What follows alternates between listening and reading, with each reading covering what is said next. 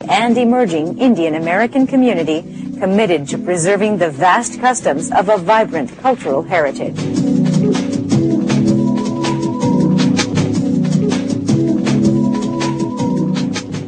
Welcome to Darshan America, folks. We come to you from Washington, D.C. My name is Ramesh Bhutani. And I'm Astha Verma. And you're going to hear a lot about Super Committee this week. And I want to tell you, they have absolutely no qualms. They're going to the last minute to make a deal. They're playing a dance, you know. But within that dance, there's some real damage being done. I agree. Look at what happened in the summer when they were doing the debt ceiling debate. It went to the very last minute. People lost millions of dollars, billions of dollars, decimated their 401ks, and that's exactly what is going to happen this week. I think it's a terrible thing because each time we get to this nth hour condition, you have a loss of confidence. That's right. Right? So even if they come out with some fabulous plan, the fact that they took right up until the nth hour to get there diminishes confidence. And here we go again with U.S. possibly looking at lower credit ratings again across the globe. This is the last thing we can afford when we've got the economy actually with some positive signs of growth. This is the worst timing for this situation to occur. And I think the president has been trying to fan the flames and trying to push them towards a decision, but he hasn't been forceful enough. Yep, at least he's talking. But again, he's only started talking this week, not 4 weeks ago, when he could have pushed them and he could have pulled them. Yeah, I have a good feeling that, yes, it is going to be resolved. But at the same time, I don't think it'll be pretty when it goes down. You know what I think is odd? It's like the super committee is behind closed doors and it's a black box. You have no idea what's going in, what's coming out. You hear more about what's happening in the NBA standoff, right, between the players union and the owners than you do with what's happening in the super committee. It's amazing how little information is coming out. Therefore, all of the American public is basically on the edge of their seats going, okay, what is it that's going to come out? Is it going to be earth-shattering, or is it just going to be moving things by an increment? That's what the latest rumor is, that in fact the super committee once again is trying to punt all of the difficult decisions, which is why President Obama finally stepped in this week and said, look guys, bite the bullet and make a decision because you're only going to have to deal with this situation in a few months or down the road. And you know what? If they do punt, like you say, I want to tell you the biggest loser is the Department of Defense. There is a tremendous amount of defense spending right here in Washington, D.C., and it will affect this region tremendously. Because those automatic cuts will go in. That's right. If the super committee does not actually come out with a plan. Precisely. But the Defense Department has to take that threat as real. Folks, they are looking at Marines.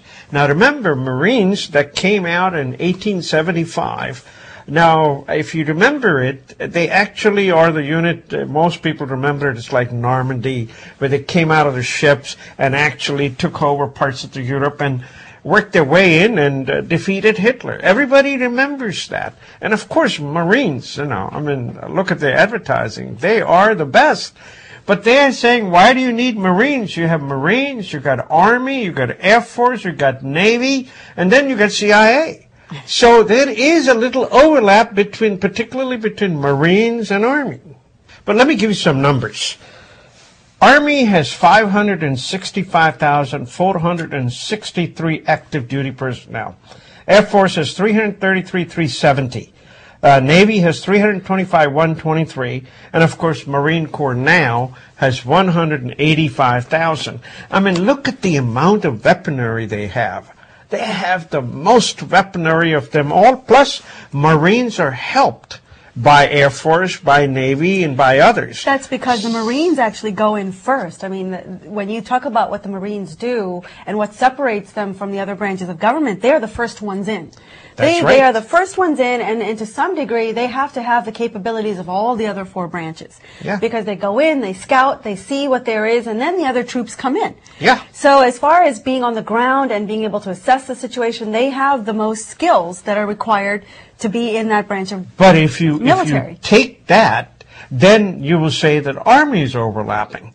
So the army needs to be reduced. But in any case, we have the most weapons of any country in the world, or all countries combined for that matter. At the same time, nowadays the wars are not being fought. They're going to be fought like the one in Libya that went through, or one in Syria that's going to be coming, and so on and so forth. So you don't really need this. But at the same time, defense of the country, how do you compromise? It's a tough choice. People will also argue that we are now ending our war in Iraq and coming to a conclusion in Afghanistan. You've got troops coming home. So what is the need to have such a bloated defense budget when, in fact, we have so many troops finally coming home and we are reducing our presence around the world? But one thing you need to understand. The neighborhood's not getting any nicer. It's not that the people don't have evil eyes anymore. They still do. They still want to steal from others.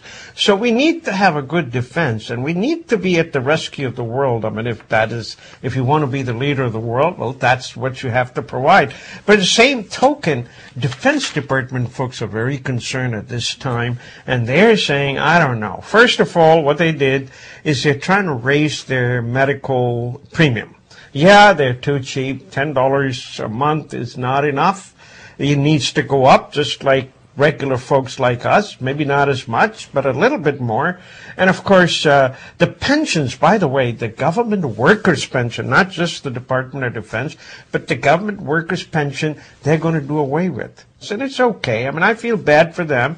But at the same time, hey, 401k for everyone, including the congressmen that are doing this, Well, the congressmen we'll talk about in just a second, because if you all watched the 60 Minutes episode that aired this past Sunday, then many of you probably sat there appalled, completely appalled at the kind of perks and privileges that these congressmen and women get. Among them is the fact that they have access to IPOs much sooner, almost like they get advanced notice of these things coming out with an early purchase opportunity, which the rest of us don't have. And so what happens? These congressmen and women put their bids in early, they buy stock early, and they profit. And I think that is completely appalling. I can't believe that this hasn't been put out into the public before, and I credit 60 Minutes for finally putting it out there and making the public aware. And everybody profits, whether it's Democrats, Republicans, everybody's doing it. All of these congressmen, a week before that on 60 Minutes, Leslie Stahl did a wonderful story, talked to Abraham Hoff, the lobbyist who went to jail, and Congressman Ney, of course,